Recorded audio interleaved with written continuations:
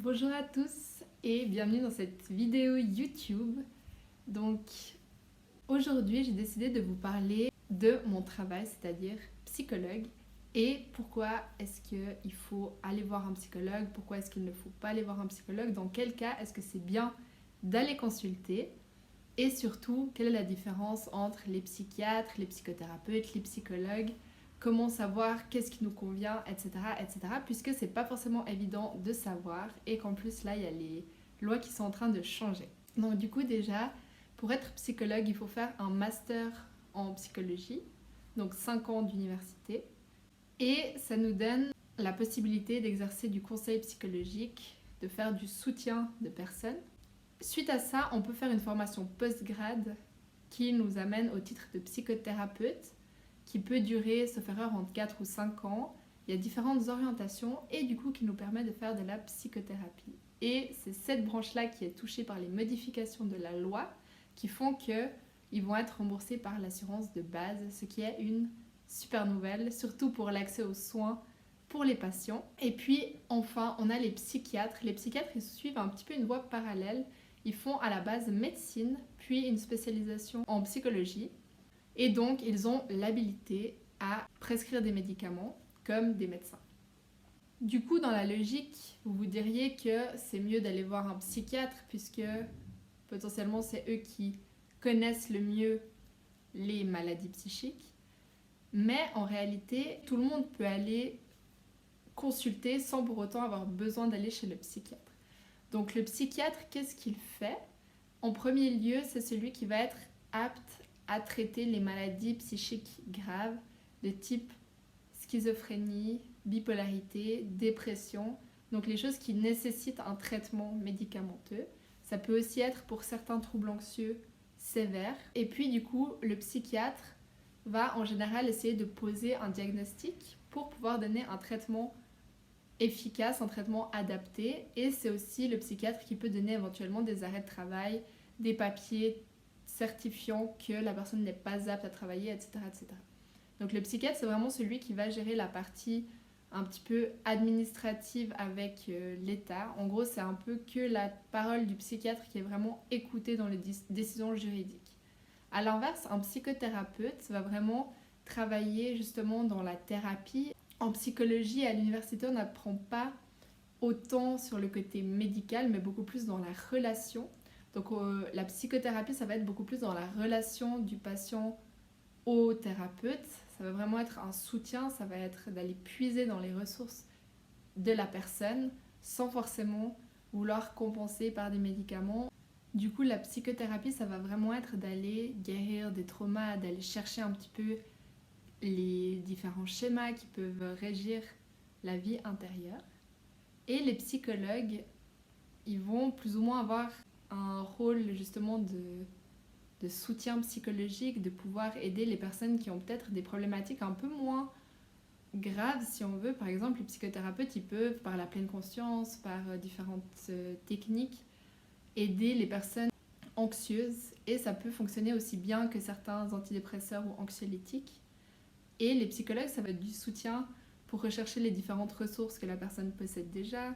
Ça peut être du conseil pour réorienter des fois sa vie ou se réorienter professionnellement, etc., etc. Et du coup, autant pour le psychologue que le psychothérapeute, ça va être beaucoup plus dans le lien, beaucoup plus dans la discussion, dans le soutien de la personne pour qu'elle arrive elle-même à aller puiser dans ses propres ressources. Suite à cette petite explication, qui devrait aller chez le psy? À mon sens, tout le monde devrait aller chez quelqu'un, pas forcément un ou une psychologue, mais un ou une kiné. Ça peut être un coach, ça peut être peu importe, du moment qu'on se questionne un petit peu sur pourquoi est-ce qu'on agit comme on agit, pourquoi est-ce qu'on a tel ou tel schéma, et de re-questionner un petit peu les croyances que l'on peut penser vraies, que l'on a acquises par notre éducation, par différentes choses. Et du coup, d'aller re-questionner tout ça pour éviter par la suite des crises existentielles où d'un coup on se dit mais en fait je me suis pas rendu compte depuis toute ma vie que peut-être c'était pas vrai, que je me suis construit autour d'une vérité qui n'est pas forcément vraie. Et du coup pour moi, à mon sens, la meilleure période pour le faire c'est à la fin de l'adolescence, début de l'âge adulte où on doit un petit peu choisir sa voie, etc. Mais après, même pendant l'adolescence, je trouve que ça peut être hyper intéressant d'avoir quelqu'un à qui parler sans jugement, etc., etc. L'un des avantages qu'il y a, c'est que maintenant, c'est de plus en plus bien vu d'aller voir quelqu'un. Mais il y a encore une discrépance entre les hommes et les femmes. Pour les hommes, c'est beaucoup moins bien vu de faire un travail sur soi, d'aller chez le psychologue, d'aller chez le psychothérapeute, etc. Parce que c'est vu comme de la faiblesse. Et il y a pas mal d'hommes qui n'osent pas dire en fait à leur entourage, à leurs amis qu'ils voient quelqu'un. Alors que pourtant, c'est tout aussi légitime, voire parfois plus, d'aller chez un spécialiste ou une spécialiste pour un petit peu explorer les différents schémas. Parce qu'il y a ce côté un petit peu déséquilibré dans notre société où les hommes sont moins questionnés sur comment ils sont, pourquoi ils sont comme ça, etc. Depuis plusieurs générations, du coup, c'est comme une accumulation de choses non questionnées et ça ne rend la démarche que encore plus légitime. Donc quand je parle de trauma, etc., c'est en fait quand on est enfant, on a une façon d'être, on a un rythme, on a des façons de penser et petit à petit, on va être un petit peu brusqué dans nos manières de faire. Il y a certaines personnes qui vont être plutôt lentes et qui vont être dans une famille très speed, donc ils vont toujours être un petit peu poussés comme ça. Mais dépêche-toi, allez, ah mais t'as encore pas mis tes chaussures, allez, hop, hop, hop, qui vont être poussés, poussés, poussés. Même encore plus tôt que ça, il y a des enfants qui sont assez observateurs, un peu pachas comme ça, qui aiment bien observer, prendre le temps et qui vont être tout le temps stimulés, stimulés, stimulés. Ou à l'inverse, des enfants très curieux, très vifs, qui vont être sous-stimulés, etc. Donc on a tout le temps des environnements qui vont parfois correspondre à ce dont on a besoin et parfois ne pas correspondre. Et il n'y a pas de solution juste ou de solution parfaite. C'est normal et c'est la vie. Et parfois c'est bien d'avoir des situations qui correspondent à nos besoins et parfois c'est bien d'avoir des situations qui ne correspondent pas forcément pour qu'on puisse grandir, évoluer, développer d'autres compétences. Ces derniers temps, il y a un thème qui revient beaucoup qui s'appelle les violences éducatives ordinaires et qui sont en fait plein de petites blessures qu'on va infliger par-ci par-là à nos enfants qui sont ordinaires. Comme beaucoup de choses sont devenues ordinaires mais maintenant sont dénoncées, comme le racisme ordinaire, le sexisme ordinaire et les violences éducatives ordinaires. Et grâce aux neurosciences, on arrive de plus en plus à comprendre le cerveau de l'enfant et donc à éviter ces violences éducatives ordinaires. Mais il n'en demeure pas moins que parfois, sous la pression, sous la tension, on peut avoir des paroles blessantes, on peut avoir des gestes violents, même si ce n'est pas contre l'enfant. Et du coup, l'enfant, qui est une sorte de toile vierge, va au fur et à mesure imprimer des choses sur cette toile. Puis, avec l'école, viennent encore les différents échanges avec les autres élèves qui peuvent être parfois assez violents. On sait que les enfants parfois peuvent avoir des paroles assez dures les uns avec les autres. Également les différentes paroles des professeurs qui peuvent influencer dans un sens ou dans l'autre. Autant certains professeurs vont avoir des paroles très stigmatisantes, très jugeantes, qui vont pouvoir heurter parfois les enfants ou alors leur faire croire certaines choses. Ou à l'inverse, certains professeurs qui vont être très inspirants, qui vont dire des choses de façon très ouverte, qui vont pouvoir expliquer certaines choses et du coup ouvrir un petit peu l'esprit de certains enfants. Donc voilà, il y a tout ça qui rentre en compte, puis les interactions sociales avec les copains, etc., etc. Et au fur et à mesure, l'enfant va recevoir des remarques et les enfants, ils n'ont pas vraiment de filtre, donc ils vont les recevoir de plein fouet. Et on a tous vécu des situations où on l'a vécu de façon très forte alors qu'en soi la situation n'était pas extrême. Et du coup, c'est toutes ces petites choses accumulées qui vont venir créer les différentes nuances autour de notre caractère, de notre personnalité, et qui font que parfois, justement, on a un enfant qui pouvait être très rêveur, très brouillon, très ci, très ça, et à force de remarques, il va devenir très pointu, très carré, très précis, parce que justement, il a intégré ses remarques, etc. Et jusqu'à l'âge adulte, il va penser être quelqu'un de très méticuleux, parce qu'en fait, on oublie les premières années, et on se rappelle ce qu'on vit ces derniers temps. Et donc la personne, elle se rappelle qu'elle a toujours été plus ou moins méticuleuse, etc. Donc elle va penser que c'est son caractère, qu'elle a toujours été comme ça. Alors qu'en réalité, elle a été poussée dans cette direction, ou à l'inverse, parfois poussée dans une autre direction. Et du coup, c'est dans ce genre de petites choses qui peut être intéressant d'aller questionner avec un ou une professionnelle, de se dire, ok, est-ce que je suis vraiment cette personne? Est-ce que moi j'ai vraiment ces valeurs, etc., etc. Donc c'est hyper intéressant de se questionner sur qui je suis, qui j'ai envie d'être, quelles valeurs sont importantes pour moi et qu'est-ce qui est important que je fasse dans ma vie pour avoir un sentiment d'une vie épanouie, pour avoir un sentiment d'accomplissement. Parce que parfois on est dans une voie et on la suit parce qu'elle est toute tracée, parce que c'est facile, parce qu'on est fort là-dedans. Puis au bout d'un moment, on a une crise, alors on peut dire la crise de la quarantaine, la crise de la cinquantaine, la crise de la trentaine, on a des crises tout le temps en vrai. Mais c'est surtout en fait des crises quand on ne s'écoute pas ou quand on n'a pas su aller chercher assez tôt l'information pour se dire au final, est-ce que je suis vraiment en train de faire quelque chose qui me satisfait? Et puis on a cet avantage d'avoir à peu près tout qui est à disposition. Donc en soi, notre destin est moins déterminé qu'il pouvait l'être il y a quelques temps. Donc on a aussi un peu cette pression de devoir savoir qu'est-ce qu'on veut faire parce qu'on a tellement de choix qu'en soi tout serait possible et qu'on doit vraiment essayer de trouver. Donc à mon sens, vraiment un travail personnel autour de la vingtaine, trentaine, c'est hyper chouette de pouvoir aller creuser, remettre en question.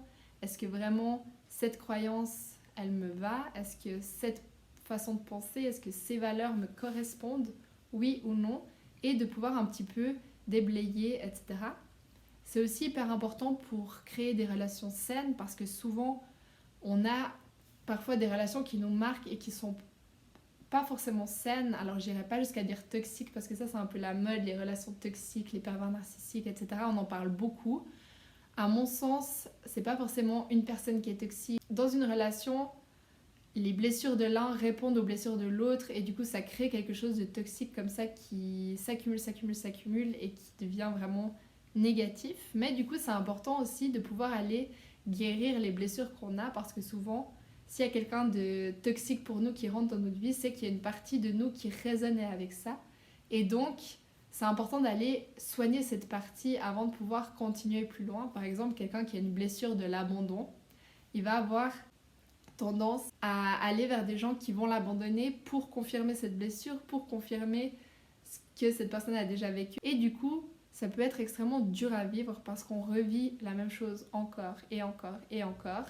Et du coup, c'est pour ça que je trouve hyper intéressant d'aller directement travailler dessus, travailler sur ses blessures, guérir son enfant intérieur, prendre soin de son intérieur pour après pouvoir partager quelque chose de sain avec une autre personne qui est aussi saine. Donc après, ce qui est chouette, c'est qu'une fois qu'on a réussi à guérir un peu ses blessures personnelles, on va dans un chemin qui est le chemin de la découverte de soi. Donc on va toujours aller un petit peu plus loin, toujours mieux comprendre pourquoi on agit comme ci, pourquoi on a tel schéma, pourquoi est-ce que ça résonne en moi. Et ce que j'aime beaucoup, c'est qu'au lieu de prendre des événements, des conflits, des disputes comme des combats qu'on doit mener parce que la vie c'est dur, on va le prendre comme des informations qui vont nous apprendre des choses sur nous-mêmes. Typiquement, comme je l'ai dit souvent, si quelqu'un m'énerve, au lieu de me dire «Ah, cette personne, elle m'énerve, moi je vais montrer que je suis mieux qu'elle, etc.», on peut se dire «Tiens, cette personne, elle m'énerve, qu'est-ce que ça vient titiller à l'intérieur de moi? Quelle blessure ça vient appuyer? Qu'est-ce qui me dérange?» Et d'ailleurs, on peut utiliser l'outil que j'ai dit dans la vidéo précédente, le cadran d'Hoffman. Moi, je l'utilise assez régulièrement quand il y a vraiment une situation qui m'exaspère, qui m'énerve. Je me dis «Mais en fait, qu'est-ce qui m'énerve? Qu'est-ce qui me dérange? Qu'est-ce qui vient me titiller à l'intérieur, quelle blessure ça vient toucher et pourquoi, et qu'est-ce que je peux en tirer de positif, comment je peux grandir de ça. Alors bien sûr, on n'arrive pas tout le temps à le faire, il y a des hauts, des bas, enfin c'est toujours un peu compliqué, mais c'est hyper intéressant parce qu'après, une fois qu'on est sur ce chemin de la compréhension de soi, on arrive beaucoup mieux à subvenir à nos propres besoins émotionnels et du coup on arrive à être beaucoup plus sain avec les autres parce qu'on n'attend plus qui nous remplissent émotionnellement. Et du coup, pareil, en couple, en amour, on peut aussi du coup ne plus dépendre de l'autre, mais vraiment donner des choses de façon saine. Et c'est ça qui est chouette. Et c'est pour ça que je trouve que c'est intéressant de le faire quand on est jeune pour éviter beaucoup de situations qui peuvent être désagréables ou apprendre à des enfants que c'est compliqué, ça se déchire, etc. Ou alors qu'on a construit des entreprises ensemble avec quelqu'un qui n'est pas forcément adéquat pour nous, etc., etc. Et que du coup, après, on perd un peu dans la balance Alors que si on avait su plus tôt, si on avait été mieux informé, peut-être qu'on aurait pu éviter certaines situations. Après, dans tous les cas, toutes les choses désagréables que l'on vit, ça nous apprend, ça nous fait grandir. Donc si vous avez vécu quelque chose, ne vous dites pas que c'est dommage et que vous auriez pu l'éviter, mais juste appréciez le fait que déjà ça ait existé, parce que si ça a existé, c'est qu'il y avait quelque chose à la base qui était positif. Et appréciez aussi ce que ça vous a apporté en tant que personne. Du coup, pour terminer cette vidéo, je dirais déjà de mettre un like et de vous abonner. Ça fait plaisir, c'est gratuit et ça donne de la force pour continuer à faire des vidéos. Et pour conclure, donc, je dirais que à mon sens, c'est vraiment important de se questionner, de questionner ses schémas, de questionner son identité, de questionner tout ce qu'on pense être vrai pour éviter justement des crises plus tard, pour apprendre à gérer ses émotions, à savoir ce qu'est une émotion, à savoir pourquoi, comment, quand est-ce que ça survient, comment gérer différentes choses, comment faire en sorte de ne pas les enfouir au fond de soi et se dire tant que ça sort pas, ça va. Questionner ces différents comportements qui peuvent être addictifs, qui peuvent être autosabotage, qui peuvent être aussi parfois toxiques envers certaines personnes, qui peuvent être un petit peu négatifs. Et du coup, questionner un peu tout ça, voir où est-ce que ça nous mène, qu'est-ce qu'on peut faire pour s'améliorer. Est-ce qu'on peut avoir plus d'empathie pour d'autres personnes, etc., etc., etc. Et plus on va être capable de tous un peu se questionner sur tout ça, plus on va être capable aussi de guérir nos petits traumas, mais aussi des choses qui sont accumulées et qui se répètent de génération en génération. Et donc potentiellement, on va un petit peu réussir à évoluer avec moins de violence, plus d'empathie, plus de bienveillance. En tout cas, je le souhaite de tout mon cœur. J'espère que cette vidéo était un petit peu explicative, qu'elle a pu vous expliquer les différences entre les différents types de psychologues, psychothérapeutes, psychiatres. Après, bien sûr, comme je vous ai dit, tous ces questionnements, vous pouvez les faire également dans des groupes de parole, avec des coachs. Même parfois en faisant du sport, on peut arriver à se questionner beaucoup. La seule chose, c'est vraiment de se dire, ok, là pour l'instant ma vie elle va bien, souvent quand on est jeune, tout va bien, etc. Mais c'est quand même intéressant de se questionner et de un petit peu aller chercher pour éviter de faire des choses qu'on peut potentiellement regretter par la suite. Et du coup, comme à chaque fin de vidéo, je vais vous dire, n'oubliez pas que vous pouvez tout faire, comme vous voulez, quand vous voulez, où vous voulez. Il n'y a personne qui paye votre loyer. Quand vous voyez quelqu'un et qui vous empêche de faire quelque chose, vous lui dites « Est-ce que tu payes mon loyer ?» Non, merci. Allez, ciao.